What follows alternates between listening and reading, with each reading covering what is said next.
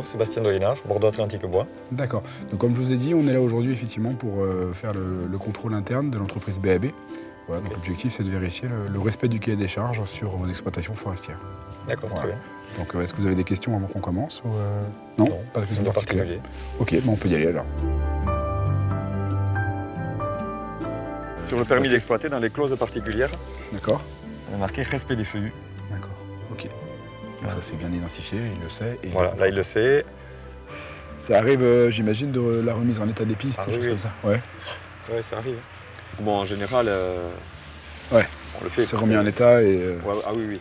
Ouais, et puis là, bon, là encore, on ne peut pas considérer que c'est abîmé, mais il y a vraiment des fois où c'est défoncé et tu remets en état. Ouais.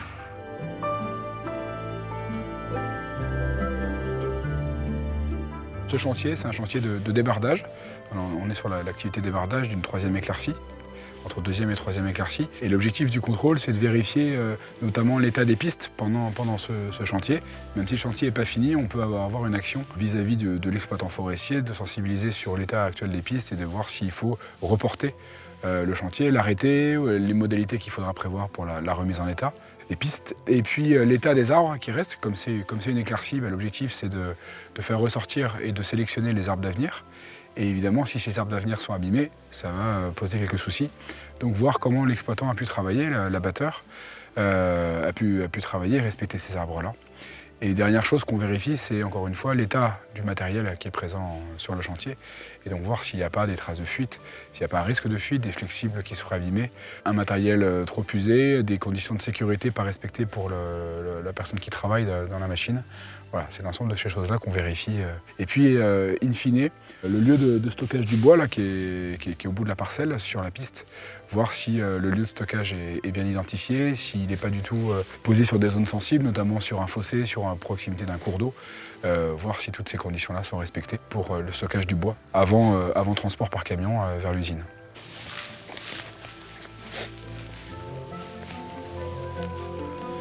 Donc là c'est bon.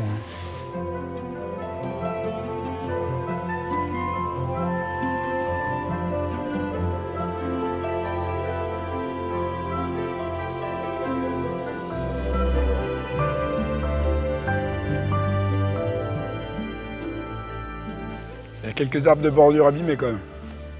Okay. Ce qui est intéressant effectivement d'auditer aussi une machine à l'arrêt, c'est que ça permet de voir effectivement s'il y a des fuites récurrentes ou des flexibles qui sont usés, de vraiment pouvoir passer du temps et voir s'il y a des soucis. Parce que c'est pas pendant que la machine travaille qu'on arrive à voir tout ça, on est rarement au proche de la machine pour des questions de sécurité. Et puis elle est en mouvement, donc on a du mal à voir ce qui ressort d'une projection normale ou effectivement une projection qui est due à des fuites. Donc voilà, c'est ce qu'on regarde quand l'entreprise, la machine est à l'arrêt.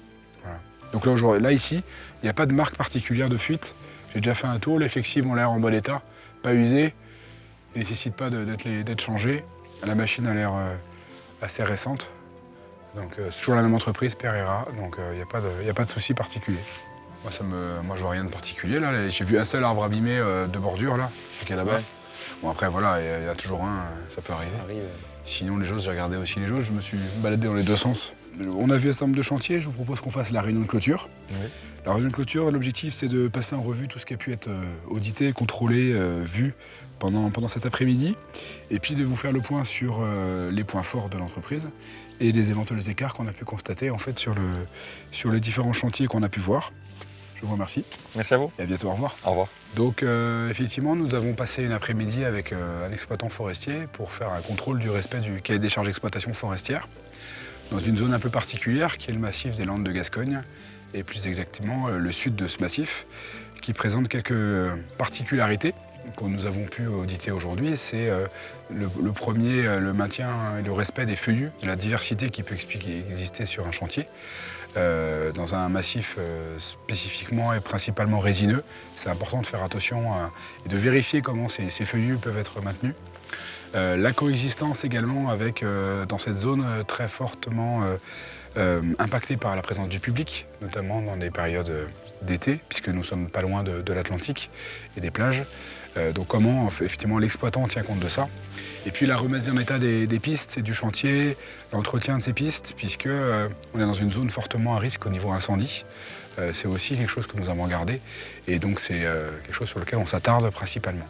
Après, nous avons pu aussi regarder toute la partie documentaire, contractualisation, qui est gérée par l'exploitant forestier, son lien avec le propriétaire, son lien avec le sous-traitant et avec les éventuelles contraintes qu'on peut avoir sur le terrain. Donc on a pu contrôler l'ensemble de ces documents sur une après-midi et la visite de 3 chantiers d'exploitation forestière, qui étaient 3 chantiers à différents âges, première éclaircie, deuxième éclaircie, des coupes rases, avec des remises en état de chantier.